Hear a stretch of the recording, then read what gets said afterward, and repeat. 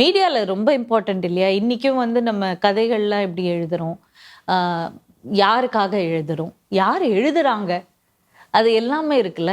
இப்போ ரீசெண்டாக வந்து நான் 2 ஹிந்தி ப்ராஜெக்ட்ஸ் பண்ணியிருக்கேன். Pan India projects. ஹிந்தினா எஸ் டெஃபினெட்லி அது வந்து ஹிந்தி மெயின் லாங்குவேஜ். ஹிந்தியில் யாருமே வந்து பிளாக்கோ ஒயிட்டோ கிடையாது லைஃப்பில். ஸோ அந்த மாதிரி ரொம்ப நல்ல ரைட்டிங்கோட, நல்ல கேரக்டரைசேஷனோட, கிரே கேரக்டர்ஸ். அம்மானா இந்த வயசு தாண்டிட்டியா, இனிமே உன்னால இதுதான் முடியும் அப்படிங்கிற நிறைய கேரக்டர்ஸ் இருக்கும். அதெல்லாம் தாண்டி ஒரு இண்டிபெண்ட் திங்கிங் கேரக்டர்ஸ், ஸ்ட்ரகிள்ஸ் இருக்கட்டும், இல்லை என்ஜாய்மெண்ட் இருக்கட்டும், ரியலிஸ்டிக்காக இருக்கணும். அதனால தி அதர் வே ஆல்சோ போகக்கூடாது. 50 வயசுல நான் வந்து மவுண்ட் எவரெஸ்ட் கிளைம் பண்றேன்னு ஒரு ஆள் போனா அது ஒரு ஆளால தான் முடியும். Maybe not everybody can do it. Unfortunately acting வந்து ஃபார்மலாக கற்றுக்கல. I would have loved it. But அந்த மாதிரி ஆப்பர்ச்சுனிட்டிஸ் கிடைக்கல. ஆனால் ரொம்ப சின்ன வயசுலேருந்து எனக்கு ஆக்டர் ஆகணும்னு ரொம்ப ஆசை, பெர்ஃபார்மர் ஆகணும் அப்படின்னு. அண்ட் இதை ஸ்டாப் பண்ணுறதுக்கு, இதை மாற்றுறதுக்கு என்ன மாதிரி ஸ்டெப்ஸ் எடுக்கலாம்? இப்போ நீங்கள் சொன்னீங்க இல்லையா, சின்ன வயசுல டெஃபினெட்லி பேரண்ட்ஸ், ஃபேமிலி, சொசைட்டி எல்லாம் சேர்ந்து நம்ம வந்து மீடியாவில் ரொம்ப இம்பார்ட்டண்ட் இல்லையா? இன்றைக்கும் வந்து நம்ம கதைகள்லாம் எப்படி எழுதுகிறோம், யாருக்காக எழுதுகிறோம், யார் எழுதுகிறாங்க, அது எல்லாமே இருக்குல்ல. ஸோ அது எல்லாமே மாறணும். நிறையா மாறி இருக்கு, மாறாமல் இல்லை. என் ஜெனரேஷன்லேயே நான் நிறைய டிஃப்ரென்ஸ் பார்த்துருக்கேன். அண்டு இன்னும் மாறிட்டே தான் இருக்கும் ஃபார் த பெட்டர்.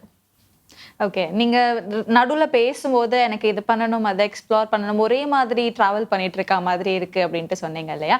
என்ன மாதிரி ரோல்ஸ் புதுசாக நீங்கள் எக்ஸ்ப்ளோர் பண்ணணும்னு ஆசைப்படுறீங்க? என்ன மாதிரி கேரக்டர்ஸ் டிஃப்ரெண்ட்டாக பண்ணணும்னு நினைக்கிறீங்க? Realistic grey shade characters.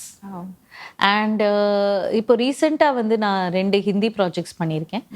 Pan India projects. ஹிந்தினா எஸ் டெஃபினெட்லி அது வந்து ஹிந்தி மெயின் லாங்குவேஜ் ஹிந்தியில்.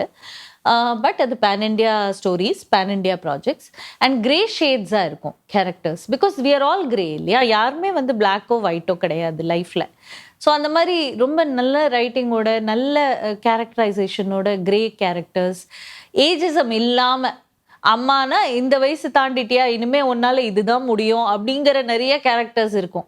அதெல்லாம் தாண்டி ஒரு independent thinking characters, realistic portrayal of our struggles இருக்கட்டும், இல்லை என்ஜாய்மெண்ட் இருக்கட்டும், ரியலிஸ்டிக்காக இருக்கணும்.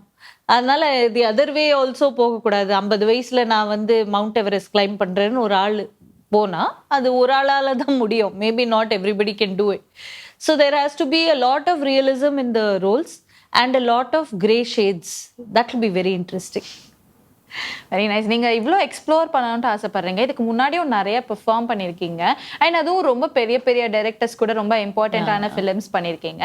இதுக்கு வந்து மேபி ஒரு சின்ன வயசுலேருந்தே ஒரு லேர்னிங் அப்படின்ற ஒரு விஷயம், எக்ஸ்பீரியன்ஸில் ஆப்வியஸ்லி நீங்கள் கற்றுட்டு இருந்தாலும் நம்ம படிக்கிறது அப்படின்றது வந்து இன்னும் பெருசாக நம்ம ஒர்க் பண்ணுற இடத்துல இம்ப்ளிமெண்ட் பண்ணுறதுக்கு யூஸ்ஃபுல்லாக இருக்கும்.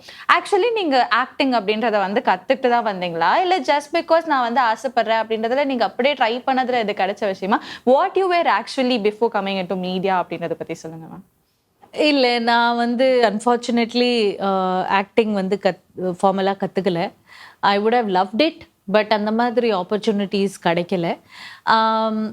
ஆனால் ரொம்ப சின்ன வயசுலேருந்தே எனக்கு ஆக்டர் ஆகணும்னு ரொம்ப ஆசை, பெர்ஃபார்மர் ஆகணும் அப்படின்னு. வீட்லேயே வந்து குட்டி குட்டி ஸ்கிட்ஸு, ட்ராமா எல்லாம் பண்ணுவேன். அந்த நான் வந்து 5 வயசு 6 வயசுலேயே என்னோட 1 இயர் 2 இயர் ஓல்டு சிஸ்டரை வந்து டைரக்ட் எல்லாம் பண்ணுவேன். இப்போ வீட்டில் கும்பல் சேர்ந்துடுச்சுன்னா, ஃபேமிலி எல்லாம் சேர்ந்துட்டாங்கன்னா அவ்வளோதான், நாங்கள் ஏதாவது ஒன்று பெர்ஃபார்ம் பண்ணணும்.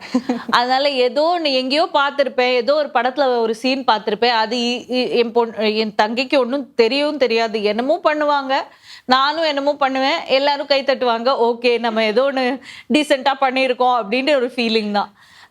ஸ்கூல் காலேஜ்லலாம் வந்து எப்போல்லாம் சான்ஸ் கிடைச்சதோ, இதில் மோனோ ஆக்டிங் இருக்கட்டும், தியேட்டரில் இருக்கட்டும், அதை ஸ்கூல் காலேஜ் லெவலில் தான் பண்ணியிருக்கேன். பெருசாக ஒன்றும் ப்ரொஃபஷ்னலாக பண்ணல, கற்றுக்கவும் இல்லை. But I would have loved it. அந்த மாதிரி ஒரு I really like that vibe, theatre vibe. But அது பெரிய சான்ஸ் கிடைக்கல எனக்கு. And time did not favour. புரியுது. இப்ப நீங்க சொன்னீங்க இல்லையா, சின்ன வயசுல நம்ம ஏதோ ஒண்ணு பண்ணுவோம், எல்லாரும் கிளாப் பண்ணுவாங்க, நமக்கு அது ஜாலியா இருக்கும் அப்படின்ட்டு. ஆமா. அந்த மாதிரி நீங்க வளர்ந்து இத்தனை வருஷம் சினிமா எக்ஸ்பீரியன்ஸ்ல என்னைக்காவது ஒரு இடத்துல அப்பா சாதிச்சிட்டோம்டா, சூப்பரா பேசிட்டாங்க, ரொம்ப ஜாலியா இருக்கு நமக்கு, அந்த அந்த வைப்ஸ் என்னைக்காவது உங்களுக்கு கிடைச்சிருக்கா? எதுல கிடைச்சது, எதனால அப்படின்றத சொல்லுங்கம்மா. அந்த மாதிரி டெஃபினெட்லி நம்ம வந்து இப்போ அவார்ட் செரிமனிக்கெல்லாம் போனால் ரொம்ப ஹாப்பியாக இருக்கும். பட் சின்ன சின்ன விஷயந்தான். எனக்கு ஃபேமிலியில் ஒருத்தர் வந்து ஹஸ்பண்ட் ஃபேமிலியில் கல்யாணம் ஆகி ஒரு ஃபியூ இயர்ஸ் தான் இருந்தது. அண்ட் அவங்கள வந்து நான் ஒரு 2 தடவை தான் பார்த்துருப்பேன், ஒரு கசின். அவங்க சடனாக வந்து ஏய் நீ இவ்வளோ பெரிய ஆளுன்னு எனக்கு தெரியவே இல்லை, நாங்கள் வந்து சும்மா நீ டைம் பாஸ் பண்ணிட்டு இருப்பியோ, போய் சும்மா க்ரௌடில் நிற்கிறதோ இல்லை நிறைய பேர் வந்து ஓகே நான் போய் ஒரு சின்ன ரோல் பண்ணிட்டு வரேன் அப்படின்னு யோசிப்பாங்க. ஆனால் நீ வந்து பொழுது முன் கற்பனைகள் மாதிரி ஒரு படம் பண்ணியிருக்கேன், அந்த ரோல் பண்ணியிருக்கேன், எனக்கு தெரியவே தெரியாது அப்படின்னு. ஏன்னா அவங்களே ஒரு பெரிய செலிப்ரிட்டி ஆக்சுவலி. ஸோ அவங்க அப்படி சொன்னப்போ எனக்கு ஒரே இதாக இருந்தது, அதிசயமாக இருந்தது. Okay, I have made an impact. இது வரைக்கும் நம்மளை வந்து மேபி நம்ம வந்து ரொம்ப தன்னை எக்ஸ்பெக்டேஷன்ஸ் ரொம்ப கம்மியாக வச்சுருந்தோமோ அப்படின்னு ஃபீல் ஆச்சு. இன்னொரு ரொம்ப இன்ட்ரெஸ்டிங் இன்சிடெண்ட் என்ன ஆச்சுன்னா, விஜய் அவார்டு கிடைக்கிறதுக்கு ஒரு நாள் முன்னால் தான் எனக்கு கால் பண்ணி சொன்னாங்க. அது வந்து அப்போது நான் நாமினேஷன் தான் நினச்சேன். பட் சேரன் சாரோட டாட்டர் வந்து எனக்கு நல்ல ஃப்ரெண்டு. அவங்க ஃபோன் பண்ணி ஆண்டி உங்களுக்கு நீங்கள் அவார்ட் ஜெயிச்சிட்டிங்க அப்படின்னாங்க. So I was very surprise and very அவங்க சொன்னாங்க உங்களுக்கு எப்படி தெரியுமா ஆச்சு, நீங்கள் அப்பாவுக்கு தான் தேங்க்ஸ் சொல்லணும் அப்படின்னாங்க.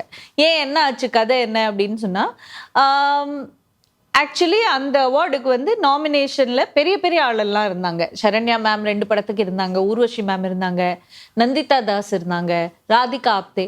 ஸோ இவங்க எல்லாரோட பெர்ஃபார்மன்ஸ்லேயும் என்னோட பெர்ஃபார்மன்ஸ் வந்து யாரும் நோட்டீஸே பண்ணலை. அது நேச்சுரல் தான். ஏன்னா டெஃபினெட்லி வந்து இத்தனை பெரிய பெரிய ஆர்டிஸ்ட் இருக்கிறப்போ அவங்க தான் வந்து ஜெயிச்சாங்க. ஸோ இவங்க எல்லாரும் டிசைட் பண்ணிவிட்டு, ஜட்ஜஸ் எல்லாம் டிசைட் பண்ணிவிட்டு ஆன்வலப்பை வந்து சீல் பண்ணிவிட்டு வச்சுட்டாங்க. அண்டு எல்லாரும் வீட்டுக்கு கிளம்பிட்டாங்க.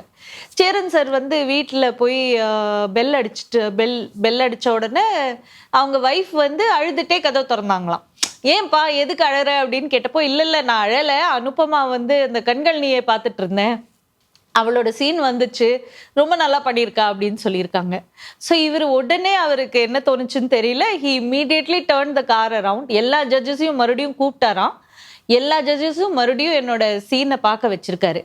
அது பார்த்துட்டு நீங்கள் இவங்களை கன்சிடர் பண்ணுங்க அப்படின்னு சொல்லியிருக்காரு. அண்ட் அதை பார்த்து தேவர் ஆல் கன்வின்ஸ்ட். ஸோ இவ்வளோ பெரிய ஆர்டிஸ்ட் எல்லாம் இருக்கிறப்பவும் எனக்கு அந்த அவார்டு கிடைச்சது வந்து எனக்கு அது ரொம்ப ஸ்பெஷல். அண்ட் அதுக்கு வந்து I have to thank Cheran sir. ஏன்னா அந்த எஃபர்ட் யார் போடுவாங்க? சேரன் சாருக்கும் தேங்க்ஸ் அண்ட் டெஃபினெட்லி கடவுளுக்கு தேங்க்ஸ்.